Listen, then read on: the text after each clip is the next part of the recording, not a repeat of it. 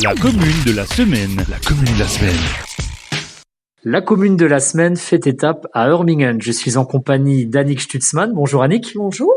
Et de son mari Frédéric. Bonjour Frédéric. Bonjour. Annick, avec votre mari, vous vous êtes lancé dans une sacrée aventure, dans un bâtiment en plein cœur d'Hörmingen, qui est devenu une brasserie. Pouvez-vous nous raconter les grandes lignes de cette aventure et l'histoire de ce bâtiment? Alors, la construction de la bâtisse date de 1840. C'est une brique qu'on a eu la joie de trouver quand on a démonté les murs intérieurs dans le but de les refaire. Mais il faut savoir que cette bâtisse a une très très grande histoire. Donc, il commence en 1840 par une école communale. Ensuite, on sait que c'était une école jusqu'en 1973-74. Par la suite, pendant plus d'une trentaine d'années, cette bâtisse abritait la poste communale. Et cette bâtisse a été abandonnée, en fin de compte, en 2008, exact. Parce que la poste, elle est partie en point poste, comme dans tous les petits villages. Nous, on a acheté cette bâtisse en janvier 2019, exact. On y a fait 22 mois d'intenses travaux, de très très très gros travaux, pour effectivement y abriter, y loger notre projet qui nous tenait à cœur déjà depuis un bon moment, à savoir la création de notre brasserie La Bossue. Brasserie La Bossue, du coup, qui dispose d'un bel écrin en plein cœur d'Hörmingen. On y est aujourd'hui. Il y a vraiment un beau plancher, des beaux carreaux. Enfin, c'est une restauration magnifique. Ça a dû demander beaucoup de travail. Et ce qui est sympa, c'est que le nom des bières se réfère à ce passé. Oui, tout à fait, tout à fait. On a actuellement 4 bières, 4 références permanentes, donc qui sont en permanence disponibles à la brasserie. On a également les bières de saison. Donc pour revenir sur les bières permanentes, on a la bière blonde, ça s'invente pas, la timbrée, en référence à l'histoire de la Poste. La bière blanche et la bière IPA s'appelle l'une la créeuse pour la craie blanche de l'époque du tableau noir de l'école. L'IPA, c'est notre bière la récré, pareil pour l'histoire de l'école. Et ensuite, effectivement, notre 4e bière permanente, la bière ambrée, la 1840, de par sa couleur. Les bières de saison, actuellement, bière de Noël, la Noël. Après, on a aussi la bière de printemps, la bière La Flora qui va sortir très prochainement et encore d'autres bières à l'étude.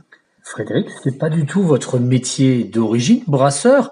Vous étiez gendarme avant, donc vous veillez à ce que les gens ne consomment pas trop avant de prendre le volant, bien sûr. Qu'est-ce qui vous a amené à devenir brasseur? Ce qui m'a amené à devenir brasseur, en fin de compte, c'est que j'en avais marre de boire des bières qui ne me convenaient pas, qui n'étaient pas à mon goût, tout simplement. Donc je me suis dit, je vais tenter de faire ma propre bière, à mon goût. Et est-ce qu'à ce moment-là, vous avez commencé comme certains, on achète un espèce de kit, comme on appelle ça, on fait ça dans son garage ou sa cave, c'était ça le départ? J'ai pas proprement commencé par un kit parce que je voulais tout de suite commencer avec le grain, donc concasser moi-même mon malt. Mais j'ai commencé tout petit, avec 20 litres, avec un récipient de 20 litres. Donc la première bière était un peu forte, elle faisait 8 degrés, on pouvait presque la mâcher tellement elle était épaisse. Mais bon, je me suis pas laissé abattre et puis j'ai continué et puis à force, au bout de quelques années, c'était le top et puis voilà, c'est comme ça qu'on est parti là-dessus. Est-ce que ce côté artisanal vous plaît? Parce qu'on le voit aussi dans la restauration de la bâtisse, là, dont on vient de parler avec votre femme, il y avait beaucoup d'huile de coude, beaucoup de choses fait main où on met du sien. C'est aussi ce qui vous plaît d'avoir un lien direct avec votre produit? Oui, tout à fait, tout à fait. On aime bien faire les choses de A à Z. Donc effectivement, moi je dis toujours, j'ai pris autant de plaisir à retaper le bâtiment que le plaisir que je prends actuellement à brasser mes bières. Annick, vous avez également mis en place avec votre mari un système qu'on pourrait qualifier d'éco-responsable. Je crois que c'est pas exactement un système de consigne, mais ça s'en rapproche. Exactement. Il faut savoir qu'on propose beaucoup d'idées cadeaux, des bières sur différents supports, support en bois ou support cadeau. C'est plus support carton, pardon. C'est plus réservé pour les idées cadeaux. Après, l'autre partie de la commercialisation, c'est plutôt de la bière sous forme de vrac. Alors, on ne vient pas avec son propre récipient, bien évidemment. On vend des canettes sur lesquelles nous n'appliquons pas de consigne. Ça, c'est très important à préciser. Mais si vous souhaitez jouer ce jeu éco-responsable, après consommation de votre canette, vous la rincez. Ça nous facilitera le nettoyage par derrière. vous nous restituez cette canette parce que vous avez nettoyé, vous avez pris ce temps pour brièvement rincer cette canette. Nous, derrière, on s'engage à redonner au minimum une deuxième vie pour cette canette. Et il faut savoir que, on a créé une unité de nettoyage pour ces canettes. Il y a un travail titanesque derrière parce qu'il y a le désétiquetage, le nettoyage. De toute façon, il y a la désinfection avant l'embouteillage. Mais nous partons du principe, parce que c'est très important, c'est un challenge qu'on s'est lancé à deux. Et les clients fidèles adhèrent à ce jeu éco-responsable parce qu'on part du principe ou de la philosophie, essayons de limiter nos déchets, tout simplement. Donc on ne paye pas au départ, mais c'est le geste éco-responsable et valorisé au retour.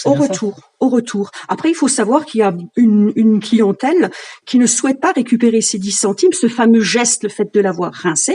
Donc les 10 centimes qu'on restitue par bouteille, on a mis une petite cagnotte et puis en fin de compte, une fois par an, on fait un don à une association parce qu'on part du principe où c'est la personne qui a quand même fait ce geste pour le fait de le rincer.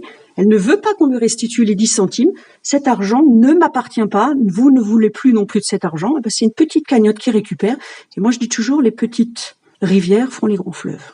Ce que vous voulez faire, c'est aussi un lieu de rencontre. On vient pas forcément chercher ses bières pour sa consommation ou pour un petit cadeau. On vient aussi découvrir un pan d'histoire et puis on peut discuter, se faire expliquer le produit. Il y a vraiment un lien concret. Exactement. On a les matières premières qui sont visibles. On a par les vitrines l'atelier qui est visible également parce que le but c'est de donner de la visibilité tout simplement au client parce que le client a le droit de montrer qui fabrique, comment on fabrique, où on fabrique.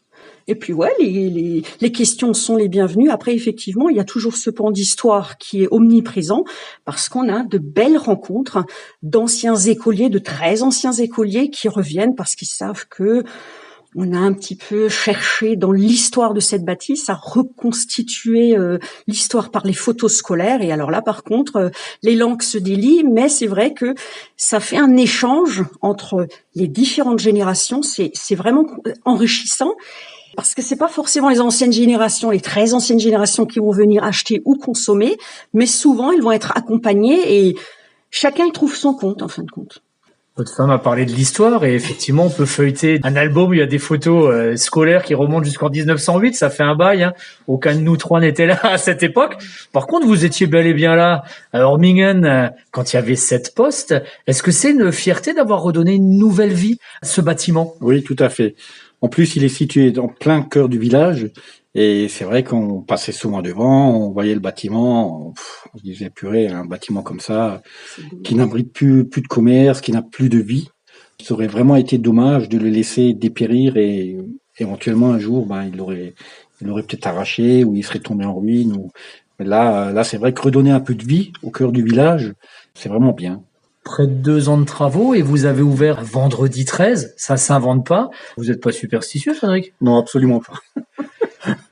Comment ça se passe? Quels sont les premiers retours des clients après un peu plus d'1 an d'ouverture? Est-ce que justement il y a ce contact qui s'est créé avec la clientèle locale et ces échanges? Oui, tout à fait. On a en plus non seulement local, mais c'est vrai que beaucoup de personnes qui viennent des villages alentours et même de plus loin des fois. Et notre bière commence à voyager un peu dans toute la France. Même au-delà, il y a des clients qui viennent acheter des produits, qui les emmènent en Bretagne, dans le sud de la France, et qui nous font des petites photos avec le panneau du village où ils passent. Donc, c'est vraiment sympa. On voit que notre bière voyage. Merci beaucoup, Frédéric. Je vous en prie. Merci beaucoup, Annick. Merci à vous également. Brasserie La Bossue à Hormingen.